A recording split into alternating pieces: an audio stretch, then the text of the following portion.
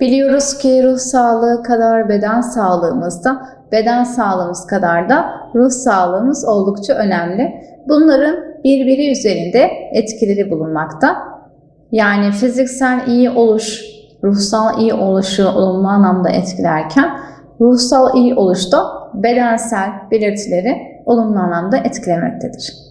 Oruç tuttuğumuzda bedenimizde fizyolojik olarak ne gibi değişiklikler meydana gelir? Bunlar hakkında konuşalım. Oruçlu bir bireyde biliyoruz ki vücut organları istirahat halinde bulunur. En aktif çalışan organ bu dönemde beyindir. Beyin açlık ve susuzlukla birlikte kendinde bir yenileşme, gelişme gösterir. Özellikle odaklanma, dikkat sorunları, bunama gibi problemlerde bu dönemde azalma gözlemlenmiştir. Oruç tutan kişilerin beyninde bulunan beyin sinir faktörlerinde bir artış gözlemlenmektedir.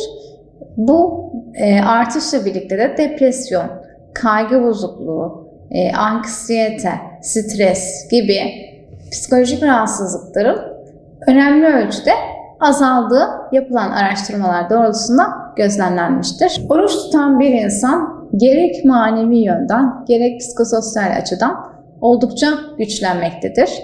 Oruç ibadetiyle birlikte insanda manevi ve psikososyaller güçlenmiş oluyor. Manevi yönlere baktığımızda sabır, tevekkül, hoşgörü, psikososyal yönden insanı ele aldığımızda işte yardımlaşma, birlik, beraberlik, paylaşma, bu gibi duygular insanı oruç ibadetiyle birlikte güçlü kılan bir faktör. Oruç ibadeti aslında bizi birçok olumsuz davranıştan uzak tutmaktadır. Yani bu dönemde insanlar olumlu anlamda yeni başlangıçlara adım atmaktadır. Ramazan ayında insanlar öğrenme, ezber ve hafızaya ilişkin olan eylemlerde bu zaman dilimini oldukça verimli kullanmalılardır. Evet, genelde Ramazan'ın açlıkla ve susuzlukla birlikte dikkat dağınıklığı yaptığı yönünde varsayımlar bulunmakta, ancak yapılan araştırmalar doğrultusunda beynin nörolojik açıdan aslında öğrenmeye, hızının diğer alanlarında olumlu anlamda katkı sağladığı gözlemlenmiştir. Ramazan ayını 30 gün üzerinden değerlendirecek olursak bu dönem aslında bir avantaj olarak nitelendirilebilir. Çünkü insanlar bu dönemde işte yeni başlangıçlara adım atabiliyorlar. Örnek veriyorum, namaz kılmayan bir birey namaz kılmaya başlıyor. İşte sigaradan, alkolden uzak kalınıyor. Kötü sözden, yanlıştan, dedikodudan uzak kalınıyor. 30 günlük bir zaman periyodu baktığımızda alışkanlık kazanmak ve var olan eylemin tekrarlanması açısından bize aslında yeni başlangıçlar yapma noktasında pozitif anlamda katkı sağlamaktadır. Kişi sigara kullanan bir birey olsa dahi Ramazan ayında sigara kullanmıyor.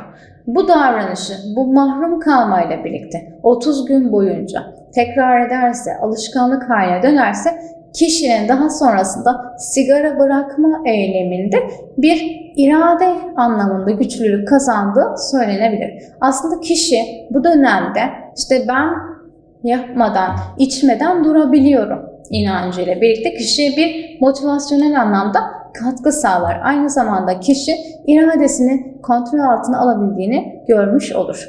İnsanlar işte orucunun zedelenmemesi yönünden bazı eylemlerden uzak kalmaktadır.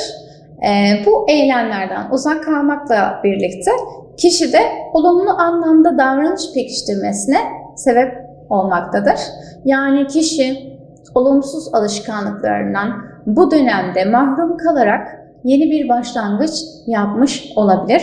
Yani kişi sonrasında bu durumu ortadan kaldırmak için aslında kişi için bir avantaj niteliğine dönüşmektedir. Oruçla birlikte insanın içgüdülerini kontrol altına almayı öğrenir. Ramazan boyunca yaptığımız güzel eylemler, güzel davranışlar, uzak kaldığımız o kötü alışkanlıklar ve kötü davranışlar, içinde bulunduğumuz o güzel atmosfer, iyilik hali bize iyi oluşumuzu yeniden hissettirir. Bu iyi oluşla birlikte insanlar aslında kendilerinde bu zamana kadar yapmak isteyip de erteledikleri durumların farkına varırlar.